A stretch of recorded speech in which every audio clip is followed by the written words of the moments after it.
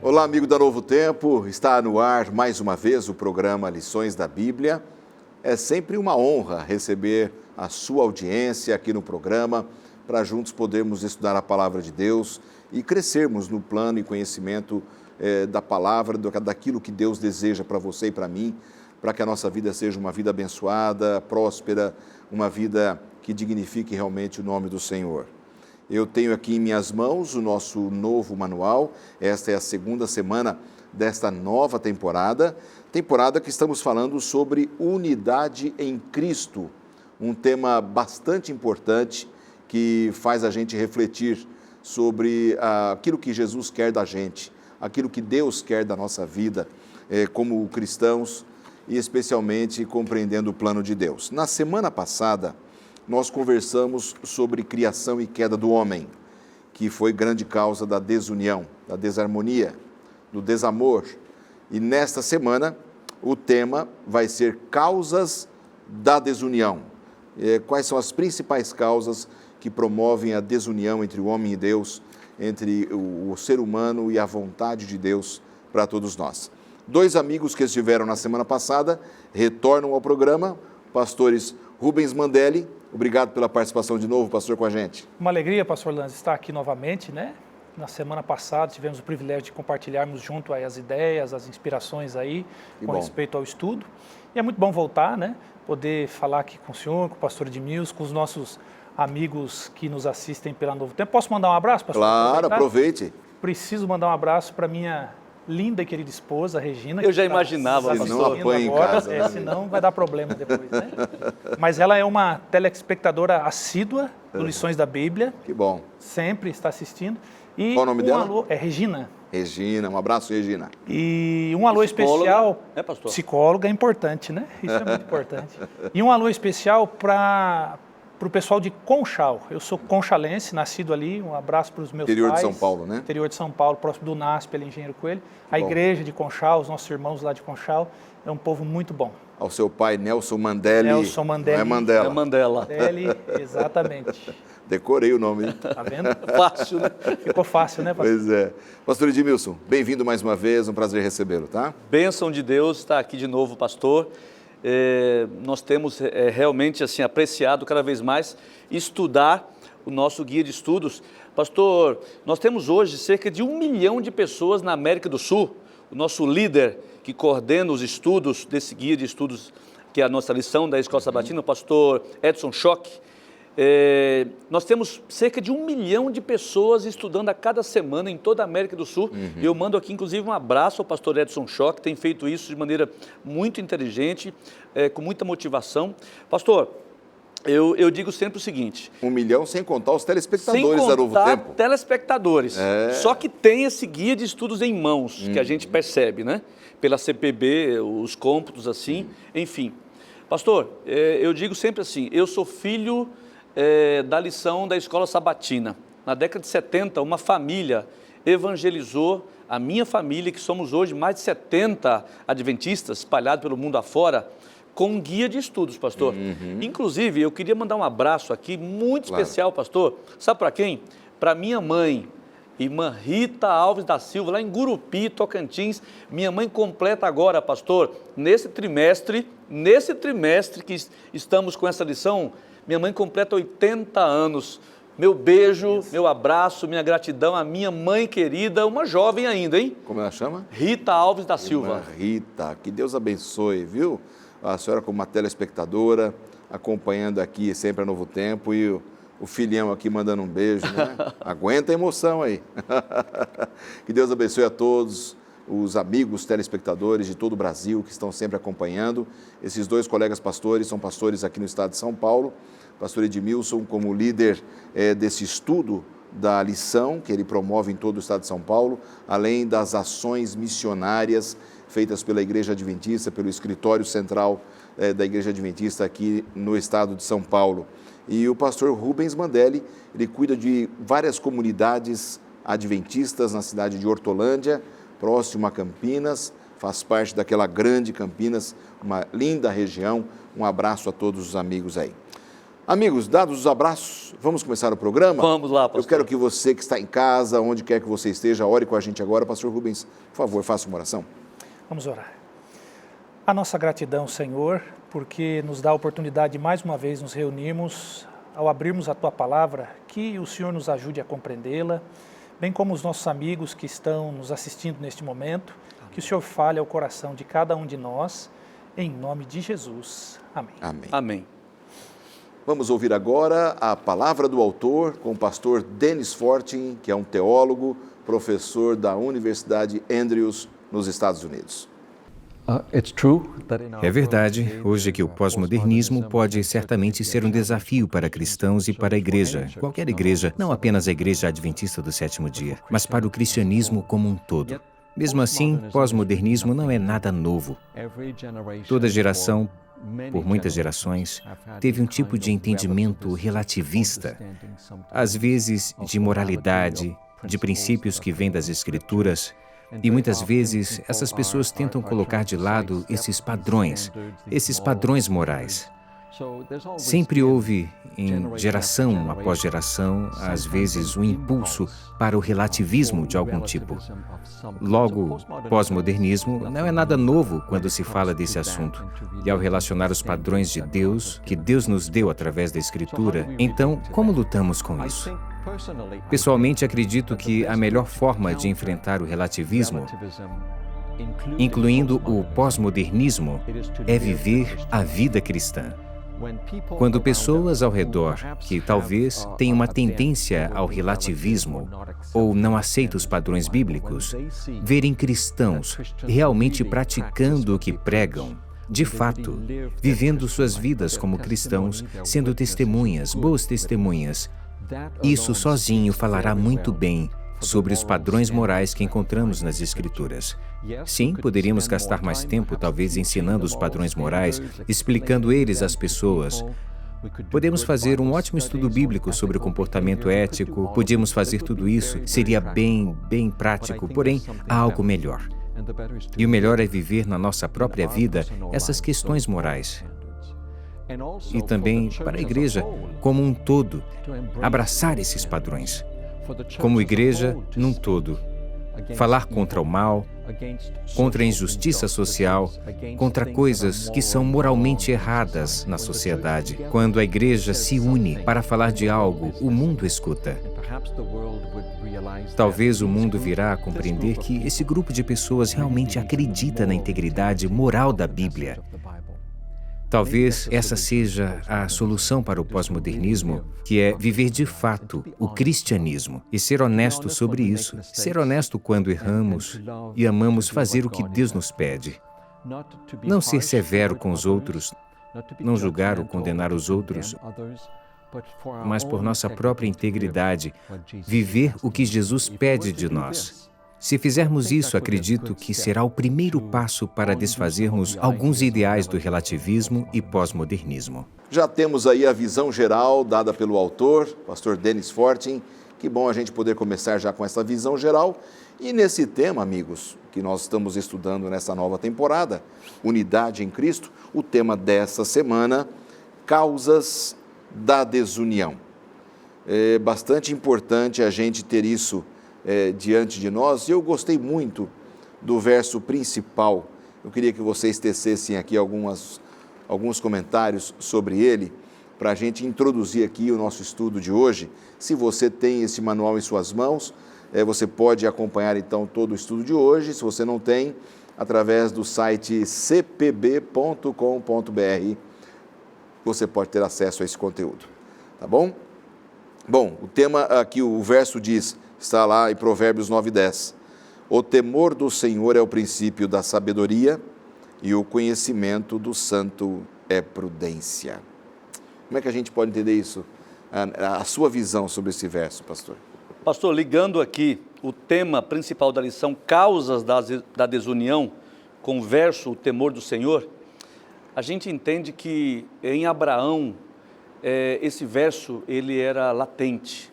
Abraão temia a Deus e Abraão, ele tornava conhecido o nome do Senhor. Onde Abraão passava, ele construía altares, ele temia a Deus. E em Abraão, Deus queria que a nação que veio a partir de Abraão, ela também temesse ao Senhor. E isso fosse a base do conhecimento das pessoas sobre os judeus, que eles temiam, que eles temessem ao Senhor. Mas como o tema vem nos falando, houve uma desunião. Certo. Os que vieram de Abraão, infelizmente, muitos deles não seguiram esse princípio como temor do Senhor à base. Entendi. Pastor Rubens, a sua visão também sobre esse texto que é colocado no nosso manual como texto principal. Importantíssimo, né?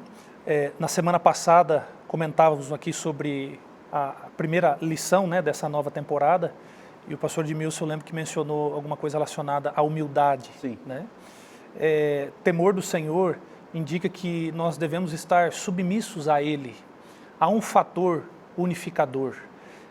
Vimos, né, na semana passada que aconteceram e houveram tentativas de uniões, mas que não eram apoiadas, aprovadas por Deus. A verdadeira união, ela vem do temor do Senhor, realmente. Há um fator unificador que é Deus. E o temor do Senhor, né, esse respeito, a obediência a Deus, a fidelidade a Ele, é o princípio de todas as coisas. Ou seja, é aquilo que deve nortear todas as nossas ações, a nossa conduta, os nossos relacionamentos. Tudo tem uma base, né? O temor do Senhor é essa base, ele é o princípio realmente dessa sabedoria. Foi isso que Deus quis fazer quando chamou Abraão, né, para que ele pudesse passar isso para a sua descendência, enfim. E é o que Deus pede de nós. Eu entendo hoje o temor a Ele, a obediência a Ele, o respeito a Ele, como esse fator unificador. Né? Agora, esse temor aqui não é um temor de medo. Exatamente. Não é um temor de olhar a Deus assim com medo, porque Deus é um Deus punitivo. Não, é um temor tremor, né? Não é tremor. É temor. É um temor de respeito. É um temor que gera em mim segurança, não é? Nós encontramos ainda aqui na parte de porque sábado... durante séculos essa foi a ideia, inclusive, da religião cristã. Sim. Né? Medo, Sim. Aquela angústia de se aproximar do Senhor. Né? E não era essa a visão do verso. Né? E muitas pessoas, e na verdade a gente sabe que por trás dessa visão que existiu, e alguns ainda a têm, estava o próprio Satanás. Porque alguns chegaram a imaginar assim, já que Deus ele é tão mau, tão tirano, tão duro, eu prefiro então viver a minha vida logo e que eu enfrente o castigo no final da minha vida. É o que alguns pensavam ou pensam ainda. Mas a beleza que a gente encontra nesse temor é que Deus, ele nos pede que nós o sigamos com temor, com sabedoria, porque Ele nos deu seus preceitos. A lição apresenta, por exemplo, ali no texto de Deuteronômio, capítulo 4, versos 5 e 6, palavras de Moisés aos filhos, aos descendentes de Abraão, que era o povo hebreu agora, não é? Eu achei muito forte isso aqui, pastor Lanza, pastor Rubens, Deuteronômio 4, versos 5 e 6. Sim. Eis que vos tenho ensinado estatutos e juízos, como me mandou o Senhor, meu Deus, para que assim façais no meio da terra que passais a possuir. Guardai-vos, pois, e cumpri-os, porque isto será a vossa sabedoria e o vosso entendimento perante os olhos dos povos, que ouvindo todos estes estatutos dirão, certamente este grande povo é gente sábia e inteligente. Veja que nesse texto Deus fala claramente que Ele deu os estatutos. E aí vem o apelo à obediência para que andassem nos caminhos dele. Mas dentro do nosso manual, a gente tem aqui, na sequência do que estamos estudando, um apelo de Deus para a rebeldia do povo de Israel, que vimos na semana passada, foi um povo formado, vindo de Abraão, né? E aí esse povo tem um histórico de estar bem com Deus, cai a sua confiança, desobedecem, vão ao fundo do poço, retomam. Essa inconstância de Israel fazia com que Deus constantemente tivesse que fazer apelos duros para que eles se voltassem para os caminhos. É nesse sentido que nós temos aqui o tema do convite de Deus para que Israel voltasse da sua rebeldia? São apelos fortes, né, pastor? Como o senhor mencionou, a veemência com que Deus faz. Estar à parte de Deus, né, ou separado de Deus, implica em consequências. E é por isso que, principalmente no livro de Deuteronômio, nós encontramos Deus muitas vezes fazendo repetições das bênçãos e também das maldições. A gente podia até falar um pouquinho sobre isso, porque ali em Deuteronômio 28, 1 a 14, não é? Seria legal, né, vocês citarem algumas coisas das bênçãos que Israel receberia. Exatamente. Se eles obedecessem à vontade de Deus. Estudando, né, pastor, lendo esses textos, eu encontrei aqui, de repente o pastor Edmilson marcou algumas coisas também, o senhor, né, mas ali nós encontramos Deus dizendo algo relacionado às bênçãos da fidelidade, da união a Ele, né, do relacionamento com Ele. Então, eu marquei ali que o fruto do ventre deles seria abençoado, ou seja, né, a questão da procriação dos filhos, o fruto da terra, ou seja, não ia faltar mantimento, comida, né, o alimento, o fruto dos animais também seriam abençoados ali, vitórias sobre os inimigos, a gente tem que entender que eles viviam, né, em guerras tribais, às vezes, muitas vezes, ali as nações ao redor, vitórias, né, sobre celeiros fartos, ou seja, a despensa sempre cheia, né, chuva no tempo certo, quão necessária é a chuva, né, a água no tempo certo, necessário para a vida, né, e todos os povos da terra veriam que eles eram chamados pelo nome do Senhor, diz o verso 10. Então, a gente vê um propósito aqui, né, de Deus. Não era abençoar simplesmente por abençoar ou abençoar esse em detrimento àquele. Mas havia um propósito para isso, né? Para que as outras nações vissem o texto que o pastor leu há pouco, né? Vissem, esse povo é abençoado por Deus. O que acontece aí que é diferente? Vamos entender aí. Mas interessante que aqui existe a condicionalidade. Exatamente. O verso 18, aliás, aqui no capítulo 28, né? No verso 18... de Deuteronômio? De Deuteronômio. Os amigos podem acompanhar em casa a leitura aqui diz assim, desse texto aí. Cadê, pastor? O verso 1, melhor dizendo, 28, verso 1. Se atentamente ouvides a voz do Senhor. Olha o verso 2. Se ouvides a voz do Senhor teu Deus, virão sobre ti e te alcançarão todas estas bênçãos. Condicionalidade. O pastor Rubem apresentou aqui muito bem as bênçãos, não é? Bênçãos sobre bênçãos, né? Sobre a família, sobre a plantação, sobre os conflitos que eles teriam, a chuva que viria, mas a palavrinha é se você ouvir então, a voz de Deus. Essa condicionalidade estaria ligada à obediência. A obediência, a uma obediência visível. Nós acreditamos piamente, a salvação é pela fé em Jesus Cristo. Desde os tempos do Velho Testamento havia a graça de Deus para as pessoas. Mas a obediência, os mandamentos, os estatutos, era a vida, era a fé externalizada de maneira prática em forma de obediência. E esse sempre foi o grande desafio da vida dos seres humanos e mesmo em meio à igreja dos tempos bíblicos. Obediência. Agora, seria errado se eu pensasse assim. Bom, Deus fez as promessas, os celeiros de Deus estão repletos das promessas. Se a pessoa não recebe é porque foi uma decisão dela e não um castigo divino. Tem muitas pessoas que falam assim, Deus está me castigando, eu não consigo prosperar na minha vida. Mas será que é isso mesmo? Ou é uma decisão da pessoa em se afastar de Deus e não receber as bênçãos? Esse é um tema bastante intrigante, né? Complexo, inclusive até para nós comentar, mas quando Deus chamou o próprio Abraão, né, que deu origem ao povo de Israel, eles entraram num relacionamento de aliança, né, que a Bíblia fala, tem a teologia da aliança, aquela coisa toda. E qual é a parte de Deus na aliança? Ele chama, ou seja, a iniciativa é dele, nós comentamos isso na semana passada, e ele oferece os favores, né, as bênçãos, como a que nós acabamos de enumerar aqui. E qual é a parte do indivíduo, né, daquele que foi chamado, que está sendo chamado por Deus? Ser leal a Ele, ser fiel a Ele. Então, implica em bênçãos, em coisas boas, né, para a sua vida, enfim. Agora, a causa de muitos males que nós temos visto hoje sobre indivíduos, sobre famílias, sobre grupos, sobre igrejas, muitas vezes é o afastamento de Deus. Desconsidera-se a condicionalidade. Não porque, você não fez do jeito que eu queria, então eu vou te castigar. Mas isso é uma consequência, né? Deus, eu costumo dizer, eu às vezes ilustro nas minhas igrejas, né? Cada equipamento que é elaborado, que é feito, ele vem com um manual. Sim. E se você seguir esse manual de maneira correta, aquilo vai funcionar direitinho. Sim. Qual que é o nosso manual? Nosso manual é a Bíblia. É a palavra de Deus. É a palavra de Deus. E quando a gente desconsidera, Uhum. as consequências são automáticas. Sim, sim. Né? Eu penso que é nesse sentido. Perfeito. Vamos dar uma pausa, vamos para um intervalo e eu retomo com o pastor Edmilson exatamente desse ponto que ele falou sobre as bênçãos de Deus, as promessas e a obediência. Nós voltamos em instantes.